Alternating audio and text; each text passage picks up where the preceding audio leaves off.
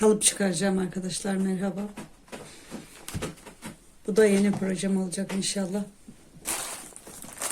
Daha önce çıkardığım plastik kalıbın içine sıvı plastik dökeceğim. Silikondan. Daha önce yapmıştım bunu.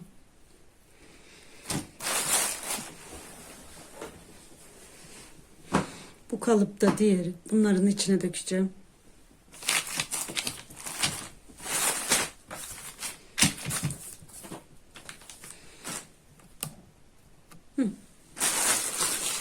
Evet, bu da yeni gelen kargom. Açacağım şimdi.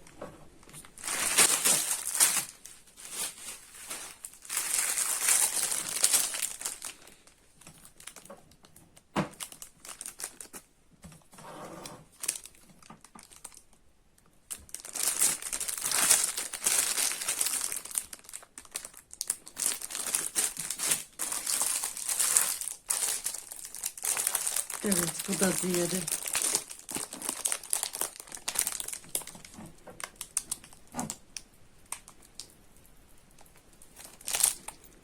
Çok güzel kalıp şeyler var. Şimdi bakalım neler çıkacak içinden.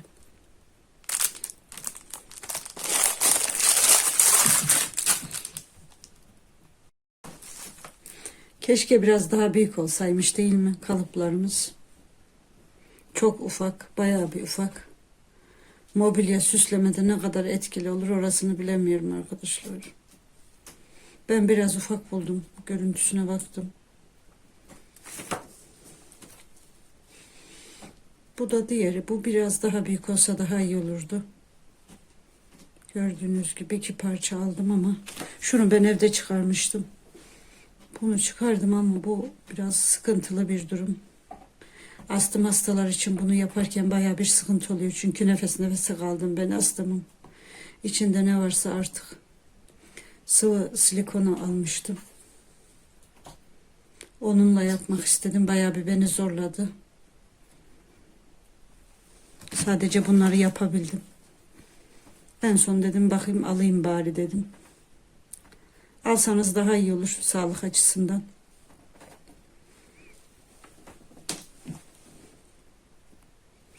Evet. Sıvı plastik resin set diyorlar. Gördüğünüz gibi.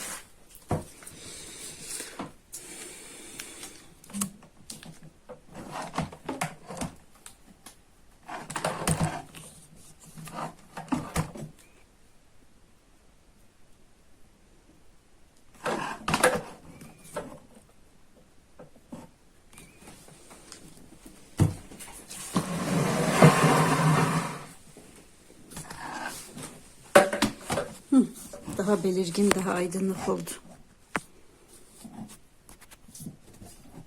Gel bakalım. Gel gel kokla. Sen gelmezsen olmazdı zaten. Değil mi? Benim maydanoz kızım. Şimdi bunlardan yarı yarıya karıştıracağız. Evet, bundan dökeceğim şimdi.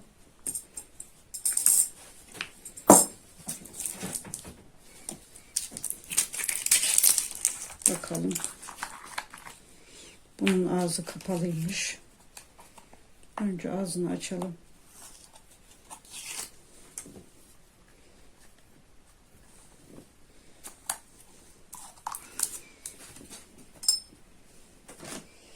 Şimdi bundan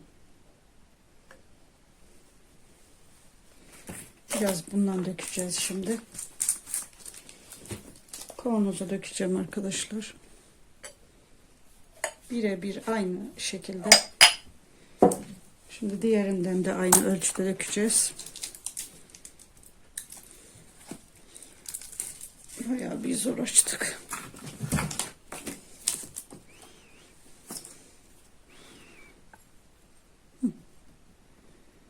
Dökelim aynen aynı şekilde.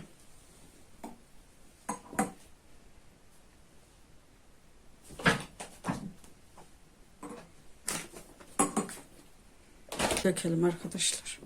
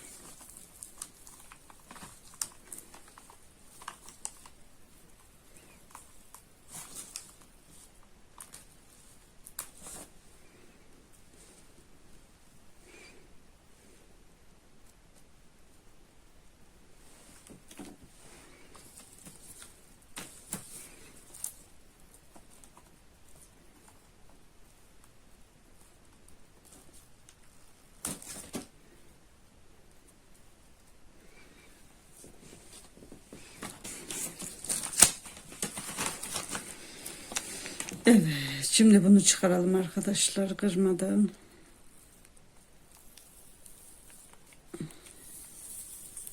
Evet, çok güzel olmuş, bakar mısınız?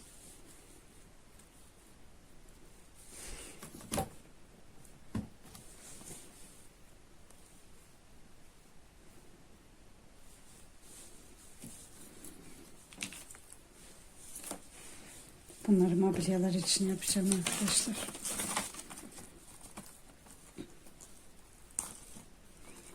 Evet.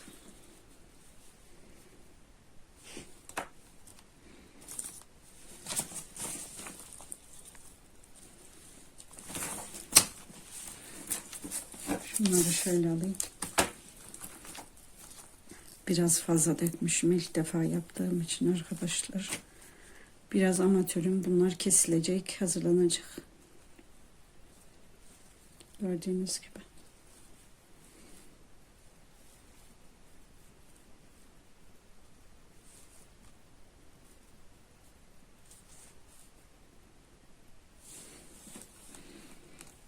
Bu kalıpları böyle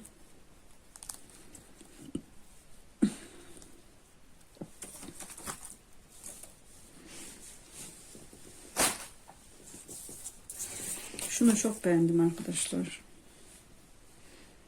Bakın. Bunu mutfak dolaplarımda kullanacağım inşallah. Güzel bir mutfak dolabı düşünüyorum. Bunları yapmayı düşünüyorum. Güzel fikirlerim var.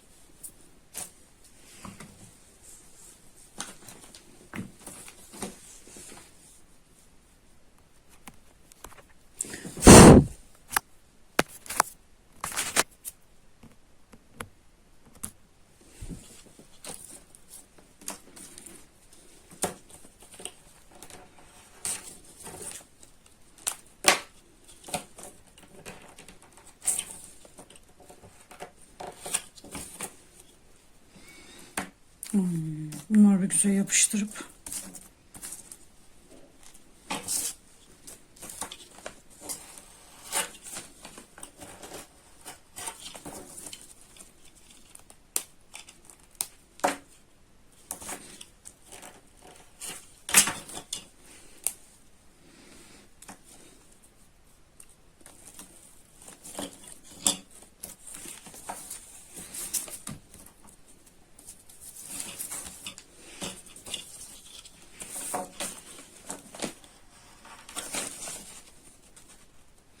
buraya bayağı bir yoğun gelmiş.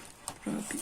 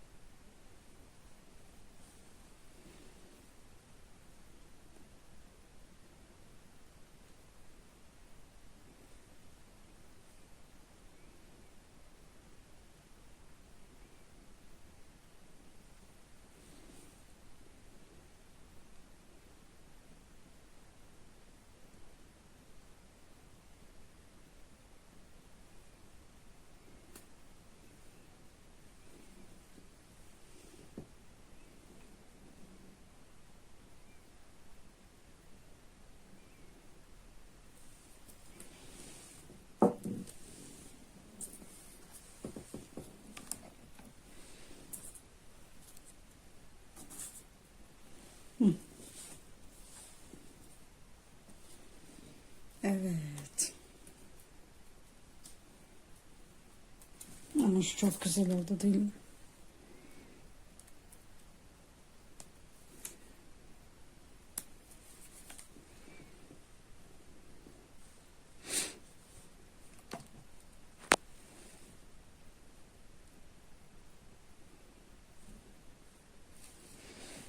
Aslında bu kadar büyük değil, ekranda göründüğü kadar.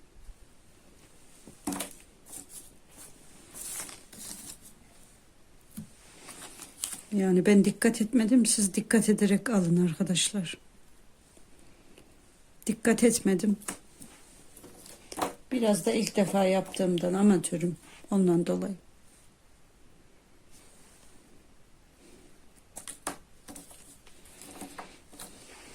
Evet. Bakalım nasıl olacak. Bunları da bekleyelim. Şunu çok beğendim ama ben biraz büyük olsaydı.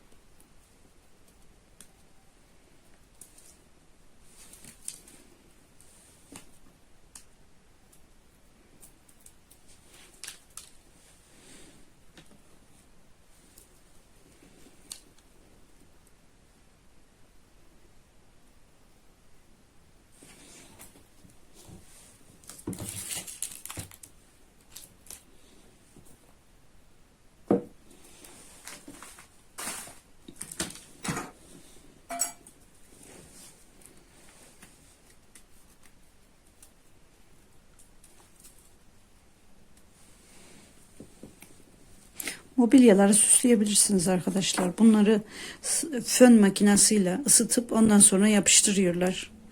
Hızlı yapıştırıcıyla. Spreyleri var yine. Bunları bir güzel yapıştırıp süsleme yapıyorlar. Ben de bunları bir yerlerde kullanmayı düşünüyorum inşallah. Allah izin verirse.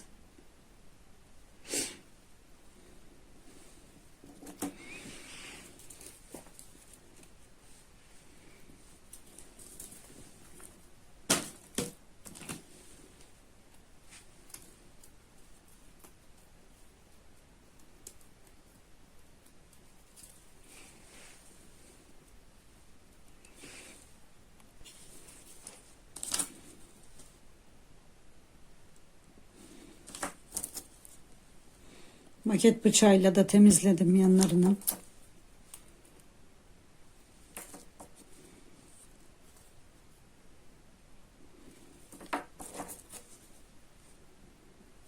Şöyle koyayım.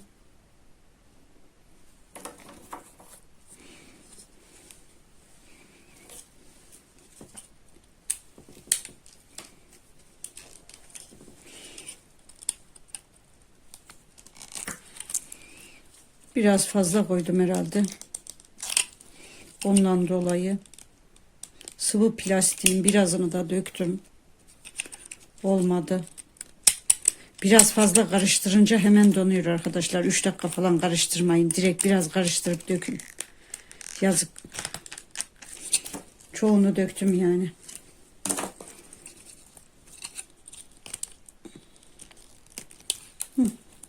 Evet.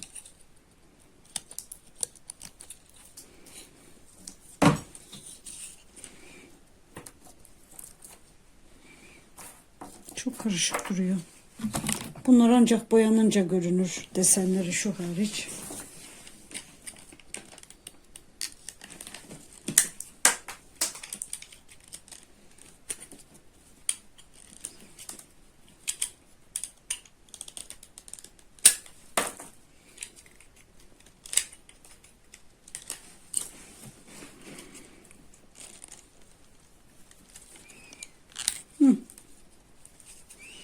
Şurayı da alalım.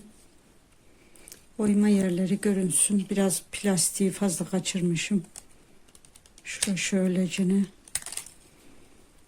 Evet. Desen şimdi çıkıyor ortaya.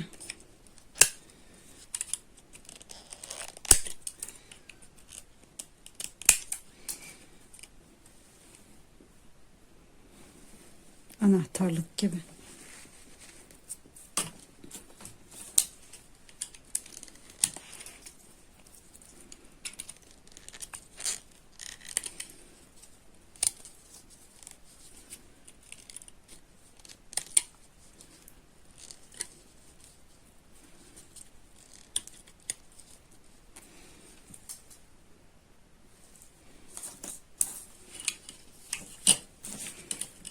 Şimdi bunu çıkarmayı istiyorum ama dondu mu acaba?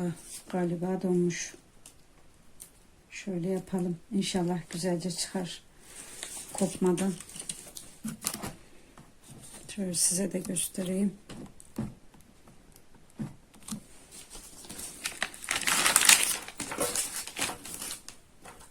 Evet.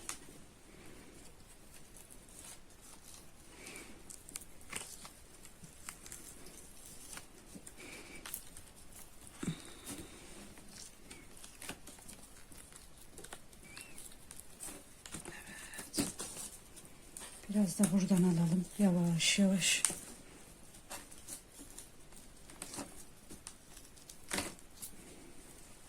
Gördünüz mü? Çok güzel oldu. Bunu ben bir yerden almıştım. Hırdavatçıdan. Apli. Apliğin kalıbını çıkardım. Bu silikonla. Ve şimdi de güzelce oldu bakın. Bunlarla mutfak dolabına falan yapılabilir. Ben bunu aynaya kullanmayı düşünüyorum. Aynamın üzerine boyanacak. Çok güzel oldu. Bakın. Şöyle tutayım, ters tutmayayım.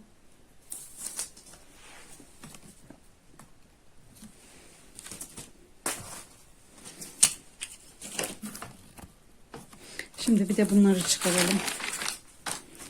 Az önceki yaptıklarımda amatördüm. Biraz daha dikkatli olun. Az dökün. Bak çok güzel olmuş.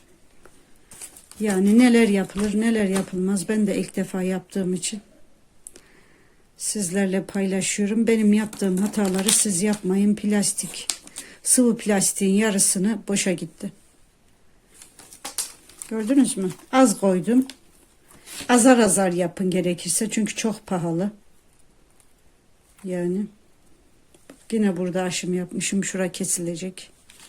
Şöyle koyayım. Çok güzel duruyor. Evet. Gördünüz mü? Öncekilere bakın. Bir de şimdi bakın. Az koydum sadece. Yarım bardak koydum. Bardağım da atılacak oldu. Bu da çok güzel. Kenarları falan yoktur. Az koyduğum için güzel oldular. Şimdi burayı çıkaralım. Bakın. Şura biraz taşmış. Burayı hemen keselim. İnşallah kesilir. Hı. Hı. Evet.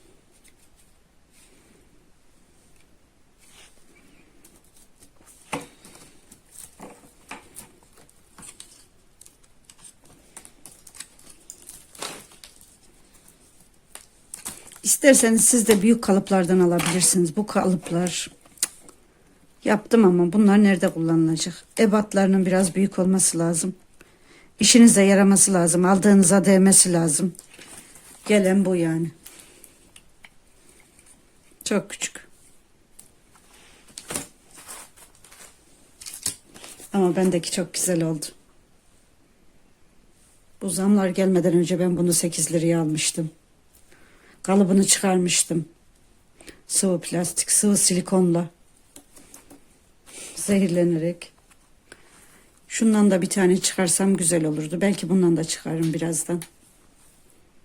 İçi çok güzel duruyor çünkü bunun.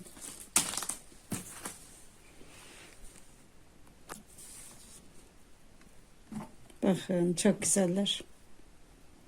Hepsi çok güzel. Boyanınca çok güzel olur. Bunları hızlı yapıştırıcıyla yapıştıracaksınız böyle. Harika duruyor.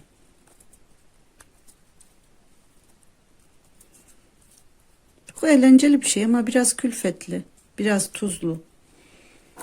Yani bayağı bir pahalanmış çünkü ürünler çok pahalı. Ne yapacağız? Bunlardan almazsanız porselen hamuruyla yapabilirsiniz. Size porselen hamurunun yapılışını da göstereceğim. Tariflerini aldım. Bir dahaki videomda da porselen hamurunun yapılışını, kalıp çıkarmayı göstereceğim size bunlarla.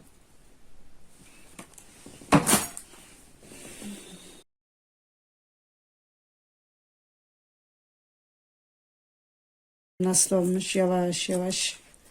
Bu çok önemliydi benim için. Bir de ben kendim yaptığım için bu kalıbı. Bakalım nasıl olacak. İnşallah güzel olur. Kırılmaz. Kırılmadan da çıkarabilirsem çok sevinirim. Evet.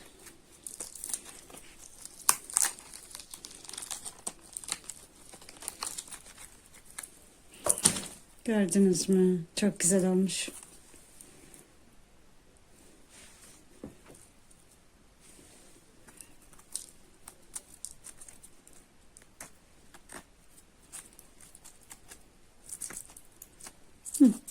Bu boyanacak zaten.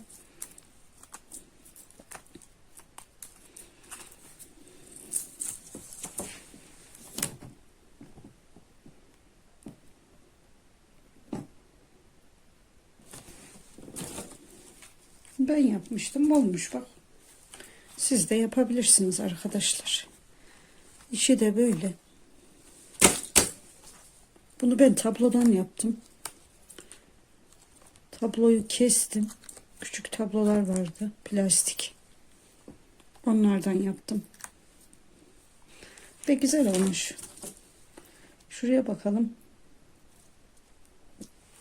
Çok önemli değil orası da. Boyanacak zaten.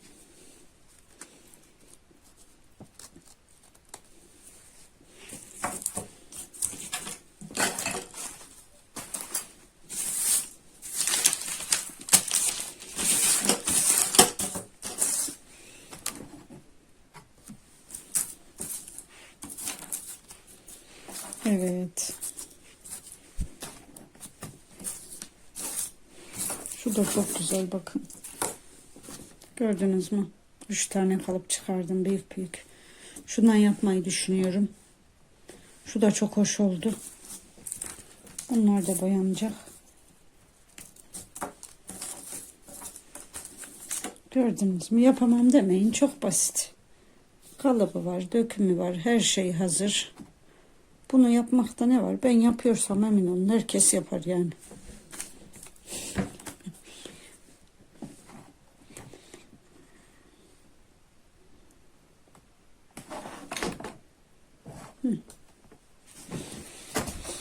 Evet.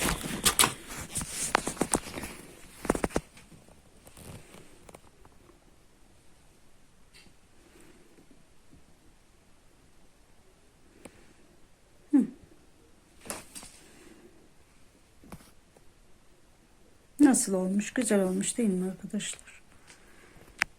İlk yapışım ve iyi oldu. Bunlar da kalıplarımdı zaten biliyorsunuz. Bakın tekrar bunlarla çıkardık. Bu da benim çıkardığım kalıptı. Şunu şöyle koyayım. Siz de evde kalıp çıkarabilirsiniz. Size kalıp çıkarmayı da göstereceğim. Hatta bu plastiklere de hiç gerek yok. Porselen hamur göstereceğim. O da çok güzel.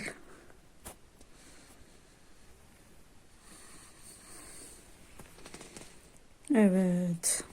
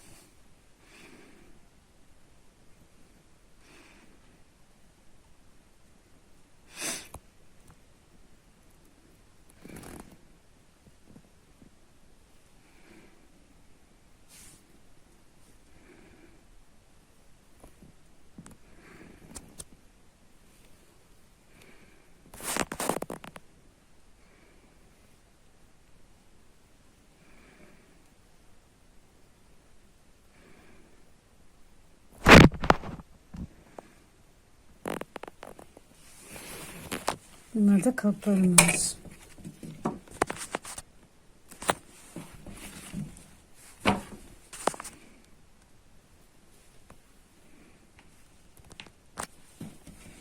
Şunu şöyle de koyabiliriz.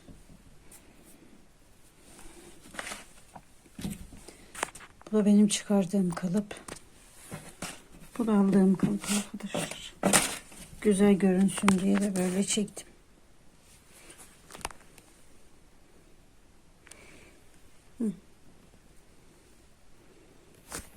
Evet.